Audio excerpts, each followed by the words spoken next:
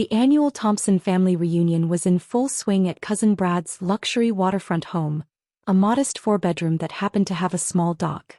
I sat by the pool, monitoring shipping routes on my phone while enduring the usual parade of family success stories. "Emily just bought another boat," Aunt Susan announced, gesturing with her mimosa. "A 40-footer. And Brad's getting a jet ski. When are you going to join the nautical club, Jessica?" I glanced at my marine tracking app, watching my fleet's positions update in real time. "I get seasick," I said mildly. "At 32? Cousin Emily adjusted her designer sunglasses. "Even a small sailboat would be better than nothing. I could show you some starter boats." "Still working on those cargo ships?" Uncle Tom chimed in. "What's that pay? $60,000 a year. That won't even cover marina fees." I took a sip of water, thinking about my actual job, CEO of the largest private yacht and shipping company in the Pacific. Around that, yes. My phone buzzed. Another acquisition complete. A 200-foot superyacht added to my charter fleet, bringing the total to 45 vessels.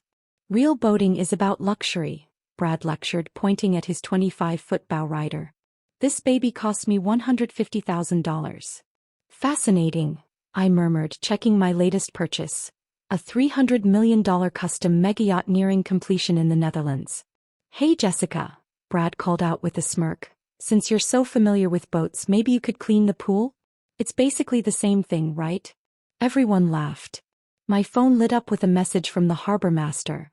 "Ma'am, your new 300-foot yacht has arrived. Crew awaiting your instructions."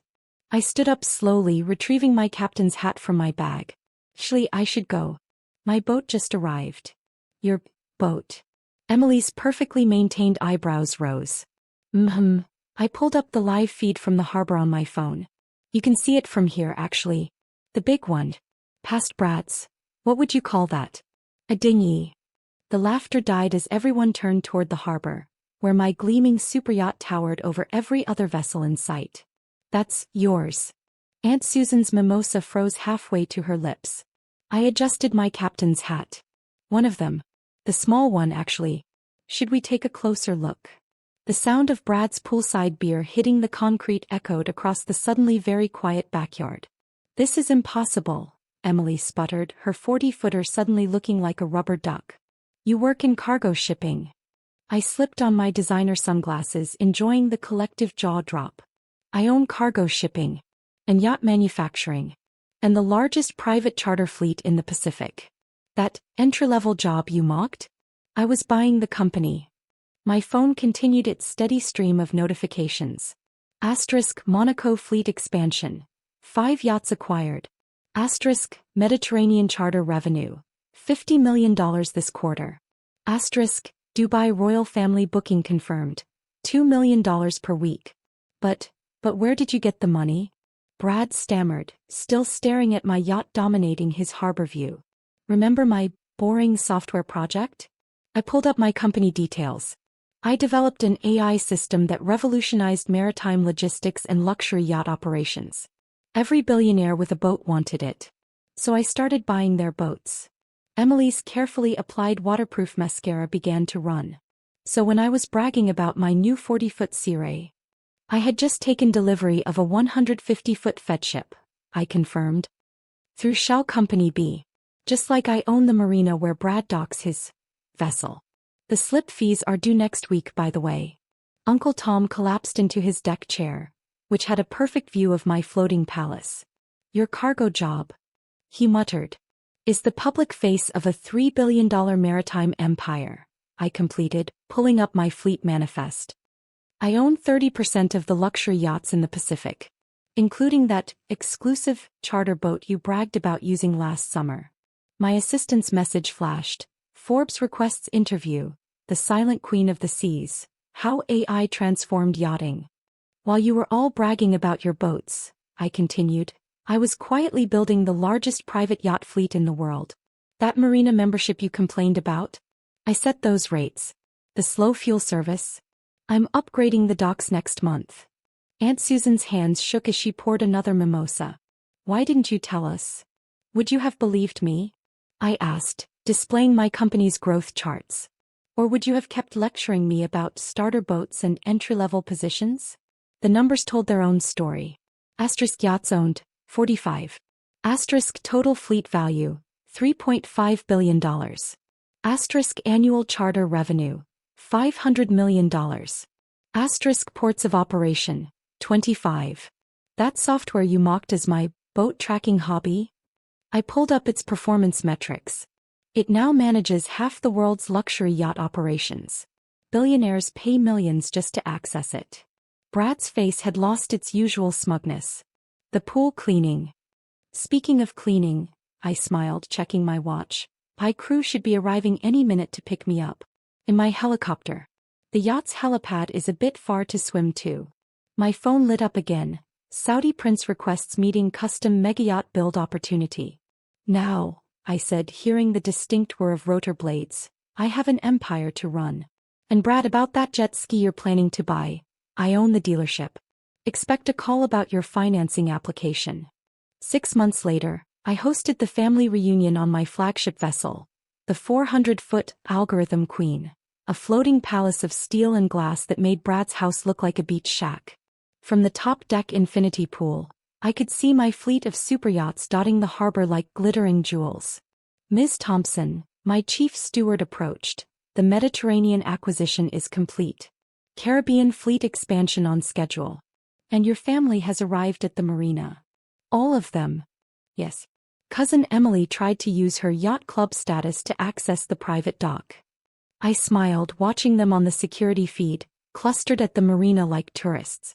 Gone were the boating casual outfits and nautical swagger. Amazing what 6 months of realizing your boat was actually a bathtub toy could do. Send the tender, I said, activating the yacht's full display mode. Every window became a smart surface, showing real-time data from my maritime empire. They arrived on deck tentatively, eyes wide at the true scope of my success. Welcome aboard my starter boat, I said as holographic fleet data floated around us. Quite an upgrade from cargo ships, isn't it? My phone buzzed continuously. Asterisk Mediterranean yacht fleet. $1 billion expansion approved. Asterisk Singapore marina acquisition closing $400 million. Asterisk Rob report cover story. The Algorithm Queen rules the seas. Your marina memberships are up for renewal, I mentioned casually. The fees will reflect our recent upgrades. About that, Brad cleared his throat. My dock slip is being converted to superyacht berthing, I finished. The Saudi royals requested more space. Your lease expires next month, by the way. Emily clutched her boat listings, now worthless since I controlled most of the luxury vessel market. We've been looking at other marinas. Which ones? I pulled up my ownership map. The coastline glowed with my properties, stretching like a maritime empire. Newport? Miami? Also mine. That charming Mediterranean port you were considering? Just bought it this morning. Aunt Susan stepped forward, her voice lacking its former authority. Jessica, we were wrong about you. Obviously, I agreed, bringing up my latest acquisition plans. While you were bragging about bow riders, I was revolutionizing maritime luxury. That algorithm you dismissed? It's now worth more than every boat in this harbor combined. The screens displayed my company's updated numbers. Asterisk global fleet, 100 plus vessels. Asterisk portfolio value, $15 billion. Asterisk annual revenue, $3 billion. Asterisk AI platform licensing, $1 billion. Remember when you said I needed to start small? I gestured to the empire spread before us. I wasn't starting small. I was building an armada. One yacht at a time. My assistant interrupted. Middle Eastern Investment Group ready to discuss the $5 billion fleet expansion. Speaking of expansion, I turned to my family. Those luxury boats you're so proud of? They're being listed on my charter platform. At my rates. Charter platform? Uncle Tom asked nervously. AI-managed yacht sharing. The future of maritime luxury. I smiled. Don't worry, as family you'll get priority bookings. After the billionaires, of course. My phone lit up. Fortune magazine. Entrepreneur of the Year. The woman who digitized the seas. Now, I said, walking to the helipad, I have a global fleet to run. Your marina contracts are in the main salon. The terms are non-negotiable. Jessica, Aunt Susan called out, about next year's reunion. We'll be here again, I confirmed. Assuming you can still afford to keep your boats in my marinas. I hear there are some nice lakes inland. Outside my territory. For now. The helicopter fired up as my next meeting awaited. Below, my fleet stretched to the horizon, each vessel a floating testament to the empire I'd built while they weren't looking. One last thing, I paused enjoying the moment. About cleaning that pool, Brad? My crew of 50 would be happy to show you how it's done. They maintain my 7 pools. On this yacht alone. The sun set over my armada, casting long shadows from vessels that all belonged to me. The seasick cousin had become the queen of the seas, and the family that once mocked her about starter boats now floated at her mercy. Success like yachting was all about navigation. And I owned all the waters worth sailing.